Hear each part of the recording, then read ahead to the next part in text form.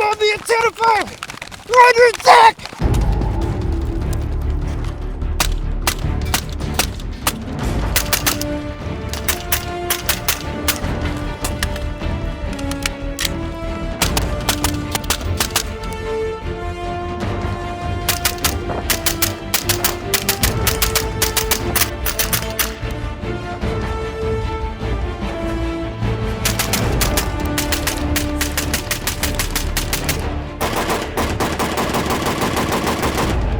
Gentlemen, thank you for tuning in to another episode of the Global War on Teddies, or as we here in the Imperial Army like to call it, the gwat.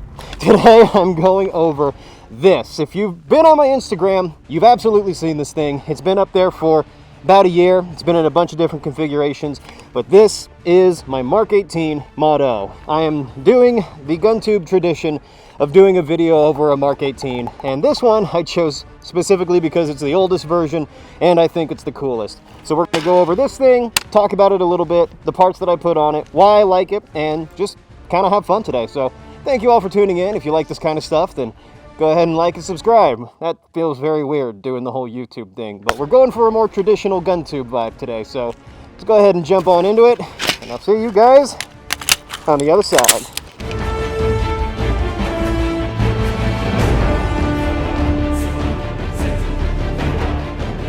Yeah, when we first landed on Endor, I figured it'd be a pretty in and out mission, you know, wouldn't take too long, but it's been 3 months and we still haven't really made much headway with the, hold on, I gotta go check this out. Bogeys on the deck. Obviously, if you know me, you know I'm king of the poor, so we upper and lower are 100% Palmetto State Armory.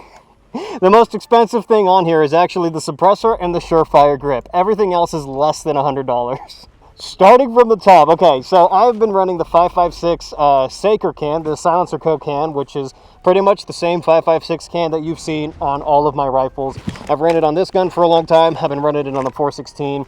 Pretty much any 5.56 gun that I get gets this suppressor. Coming down from the suppressor, we have the quad rail. I am a quad rail gang superior master race. I prefer quad rail way more than M-Lock. And here we just have the Academy Special, so most of my builds end up being like clone enough or whatever gets me to about ballpark area of what the gun is supposed to look like, how it's supposed to run. And the only Knights parts that we actually have that are on here are the Knights rails. Usually, you know, when the Mark 18s were coming out, they were issued with Knights RAS rails or Knights Riz rails. I don't know the difference between the two. I just know that there were two types of different rails. Up here, we have the first like really true fake part. I do have a Somo Pec 2A that I do want to try out, but you guys know that this is just fake plastic. It's for pictures. It does good enough for pictures. The Surefire grip actually is real, so this is an actual, I think this is a Surefire M900, I think.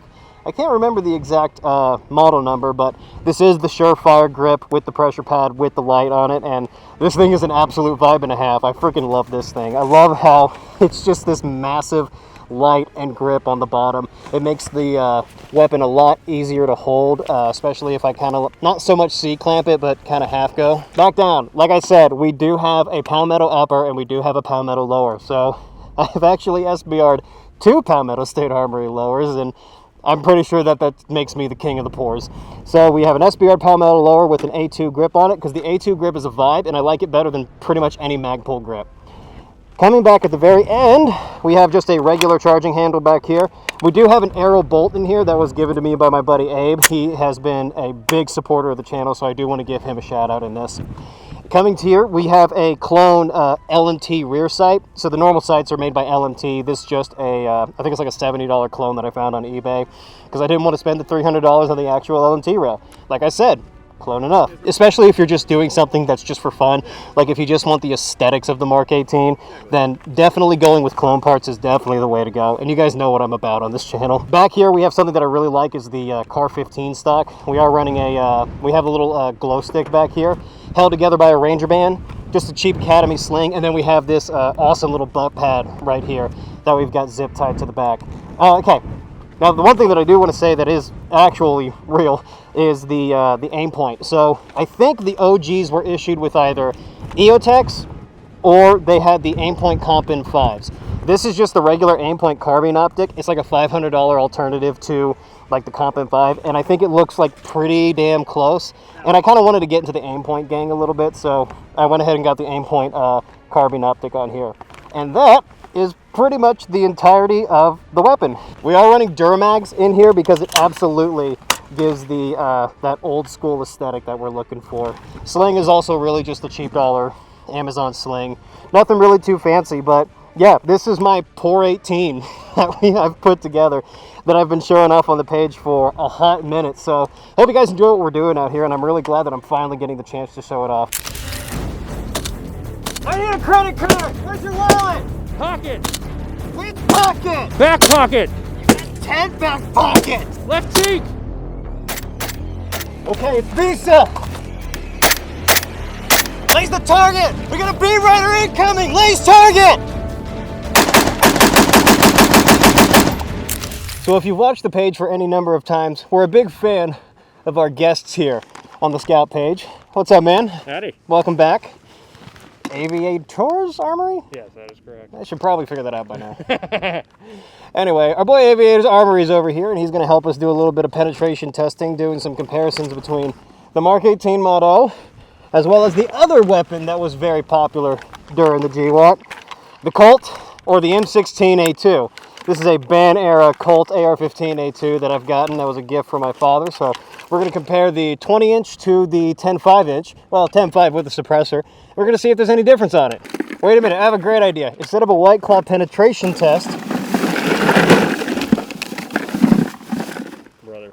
White Monster penetration test. We gotta drink that though.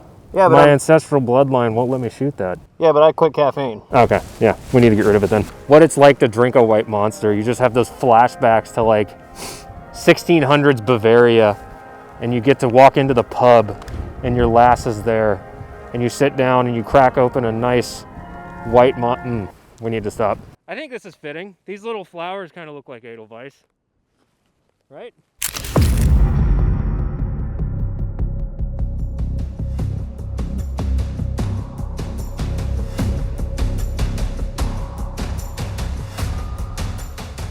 I'm sorry, baby.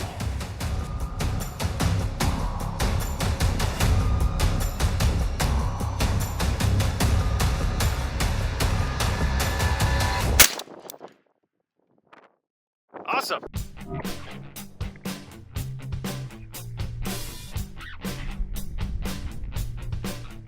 This is either going to go over really, really well or really, really badly, especially considering that most of my audience knows that I post White Monster memes.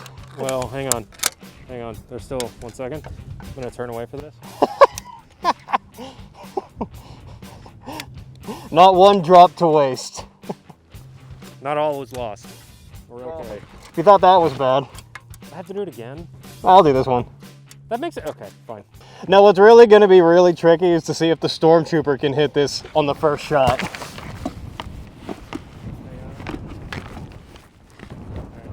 I don't even think I can aim down the irons.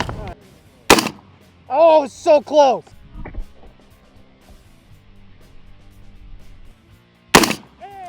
Hey, 2 shots isn't bad.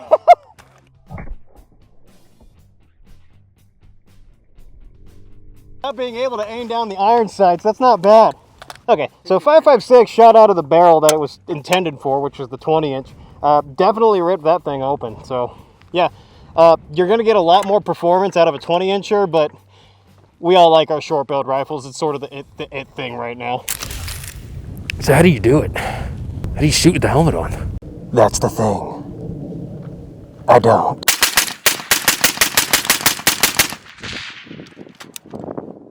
Imperial Standard 30 MOA.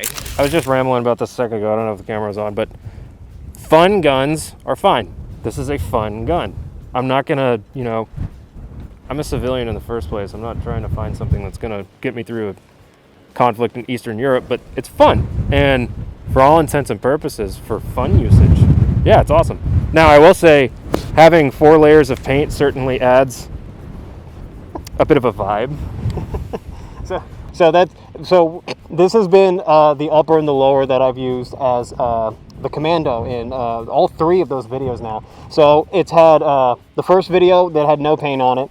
The second video we had the gold paint, and then the third we had the Pack-a-Punch paint job on it, and now we're back to black. So we've had so you can actually see gold and red accent marks that are kind of coming through from wear and tear, because I dry fire a lot when I'm at home. Yeah, it's character. It adds character, because this gun's basically been the gun, the upper and the lower, that have been the mainstay throughout the channel's entire existence. This thing, too, this was one of the first videos I did. I'll probably end up remaking it, because I'm not overly happy with that. Definitely now that I have a niche that I kind of do when it comes to videos. But I love this A2. I don't know if I like it more than that thing. Like you said, that thing's definitely a fun gun. Yeah. Cool. That thing's cool. This thing is like dope, especially with the third hole in the sear block in there. This is a ban era, so it doesn't even have the threaded barrel on it. But we'll go into this in a different video. So the Mark 18 has definitely made its mark in firearm history. Definitely from its extensive use by SEALs and other special warfare operators. But if you can't tell, there's a reason that I like the OG Mark 18 more than the newer stuff, especially the Daniel Defense ones. I really do like the Daniel Defense Mark 18s, but if you've been able to tell by my firearm collection, I like things to be just a little bit more retro.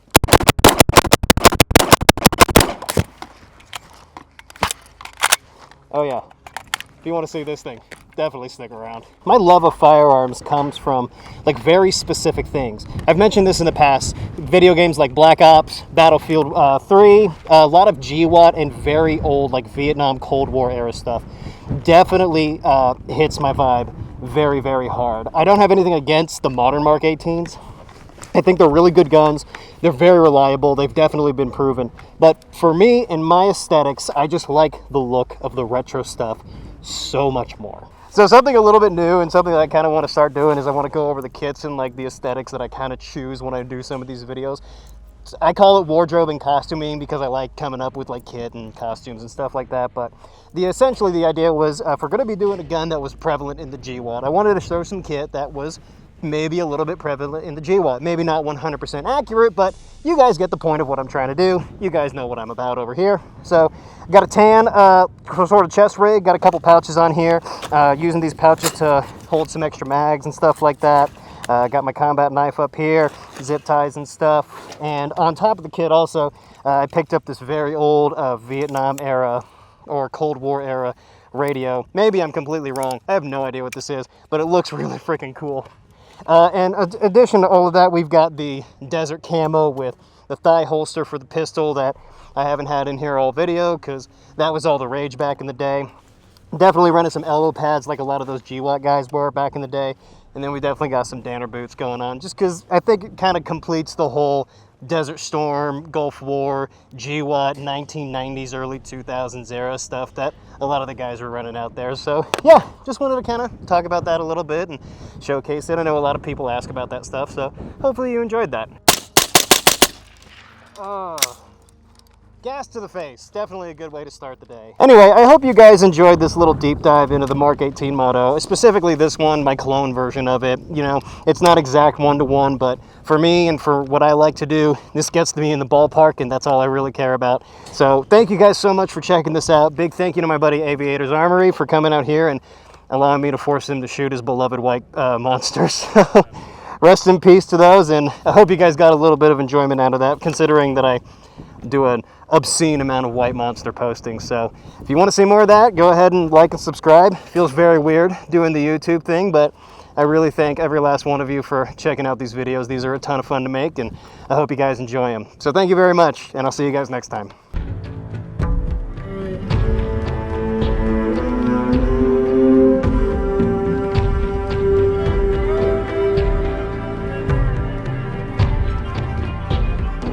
Okay, now that the video's over and I've got a Somo pack on the way, I've been wanting to do this ever since I got it.